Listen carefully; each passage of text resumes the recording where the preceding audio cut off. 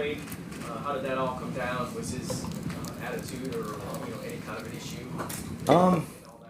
No, it really just came down to, after some time of evaluating and just working through some things, just felt like, especially, post-Sunday, it was just probably best to move on, to just give him an opportunity to go. And both the same with us. We feel good about, where we're at moving forward. I wish him nothing but the best. And, he's a good dude and just worked out that way. So really feel confident, obviously, with some of the way that those other guys stepped in, did some good things. It's hard to rotate forward, and wish him nothing but the best. Was it the performance from ETN or just what you've seen from the rookies that made you more comfortable? Yeah, it was a combination of all those things. In terms of Joe Burrow, what, in your opinion, makes him such a special player? His ability to create is elite. His accuracy, the pinpoint of it, his ability to put balls in tight spaces, give those guys opportunities. He knows them so well and what they do well and how they want the ball thrown to them. It's clear that they have chemistry, even when last week's output wasn't maybe as much as they've been used to. You can still see that there was some moments where you're like, whoa, that was pretty good. So it's a huge challenge for us. I got a ton of respect for Zach and what he's been able to do there over the years. And Joe's a special player. How can you throw against the blitz? Like, how much of a he can get it out. He can get it out. You got to take some of the air out of the coverage. It's hard to give him a ton of space, but it's feast or famine. You go up and press him. You get too much on him, who knows what it could be. And it's just one of those combinations. He's a smart player. He knows how to get to zero audibles and checks and understands the game. So it's going to be a little bit of a chess match. Hendrickson, do they move him around a lot? No, he's on one side for the most part. And, it's a challenge for sure. He's a player that can wreck the game. He can, obviously last week he was more so getting back in it, didn't play every snap, but anticipate him playing more as it continues to get comfortable and get more acclimated. But definitely somebody that can wreck the game. Can you learn something from your team about how they handle going into a road environment? Yeah, I do. I think that obviously going to New Orleans was a good deal, and same thing with Miami in terms of just handling it the right way and coming together a little bit more as a team. Smaller group, obviously now going up to Cincinnati, so great opportunity for us as a team to continue to come together and get to know each other more and go through things together as a team more. So I'm actually looking forward to it. Is Travis going to play more defense this week, and is that a direct result of Higgins and Chase and Burrow? Likely.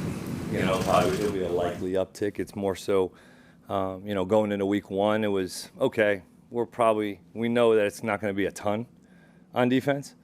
The goal is to increase and continue to increase. It just so happens that we're playing Cincinnati with two good wideouts this week. Is there a better duo than Higgins and Chase? It's hard to find them. I mean, there's some good tandems out there for sure, but the way they've done it at a high level now for a number of years, the chemistry, they go to a Super Bowl, they've won, they've known how to win. Like Zach's done a great job there with getting those guys where they are now. And, they've played in a difficult division. They've played a ton of difficult games, tight games over the years. They've pulled some of those out in some critical moments, play Kansas City tough every year. So this is a team that knows how to win. They're well coached, and they have some talent. Anton Harrison back on track to be able to get back on the field, and how impressed were you with his first performance? Yeah, he is. Had a little back soreness, but it's it's part of it. I was pleased with Anton, especially in pass protection. The whole group, but specifically Anton, and in the run game did some really good things. So I was pleased with his effort, strain, the way that he was battling through a little bit of a nick and battled through it. Obviously came out for a short period, but I was pleased with his first outing. What about what you got out of Tootin and Allen, and what kind of opportunity is in front of those guys now that things go? Yeah, I think that they, without having to say much to them, they understand based on the move. So, even when Toot did get in and get a couple carries, he didn't have a ton, and I think he had a 7-8 yard run or whatever it was, where there wasn't much going on at the line of scrimmage. He made a great cut, got vertical.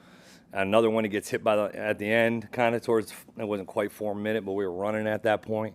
Hit behind the line of scrimmage, gets positive yards, it gets back to the line of scrimmage, and then Quint on a critical third down comes in, gets a 5 or 6 yard run, and has a good blitz pickup. So it's opportunity for those guys for sure to step up and give us quality snaps. We're going to work on some guys. So Parker, Tootin, all those guys will get some. Quint's still getting some back there. Getting a couple other guys some reps today as well. What did you see out of De'Ami Brown in his first game with you? Yeah, I thought he did some good things. He only had 3 or 4, whatever it was, but a big critical catch before the half on the dagger. Critical fourth down where he trips. He might have had a little bit more. He was pissed at himself. And then, he has the curl, which was a good throw and catch. So the one thing about De'Ami in the game that did really show up was his effort without the ball in his hands. Helping down the field, blocking, motions, just doing the right things. I was pleased with his outing as well. And, just like with all those wideouts, you want to get them more. Like the goal is you want everybody to touch the ball. You want everybody to get included. But also there's some games that become ones that you're just going to try to win. Going back to the trade just a little bit, was that something that Tank asked for? Did he want to leave? No, there was none of those conversations. It seemed like returns were played last week. I mean, how much more does that affect how much planning goes into that part of the game, and how much more important are just your returns in general?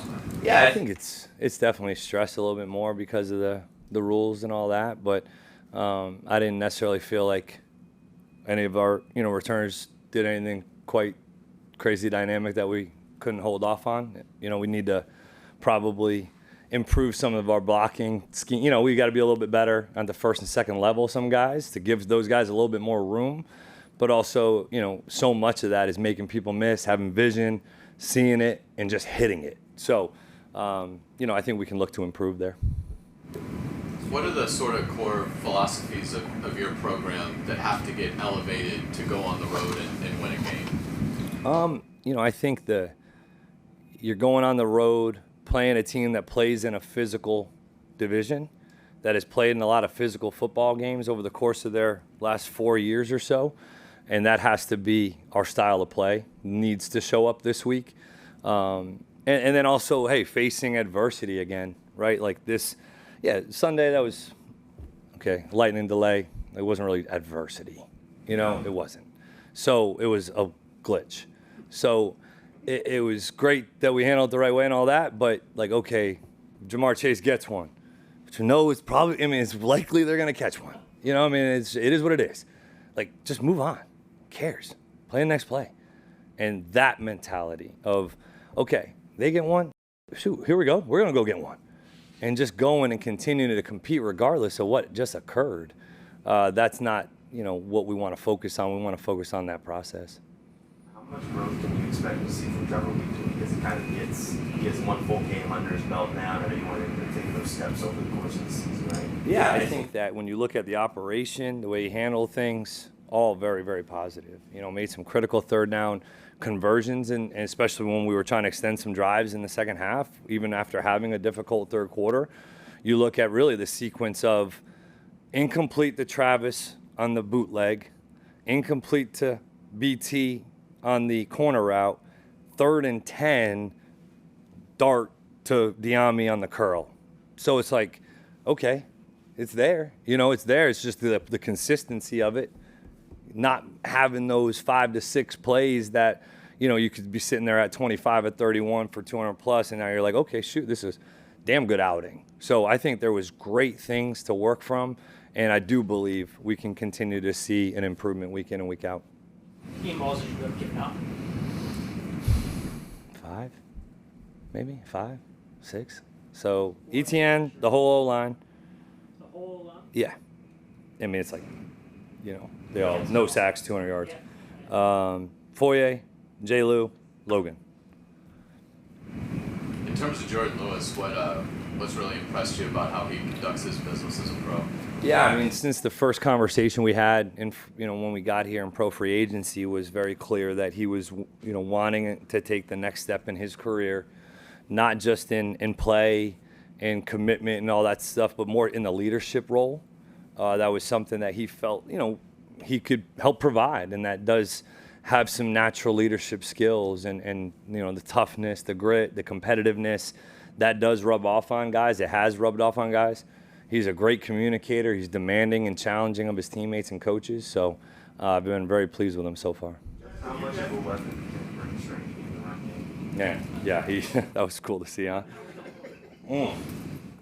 It's he's just plays his tail off. You know, it's just so cool to see, because it's like if you're other guys looking at that and you're like, well, he's playing that way. It's hard to lose the standard.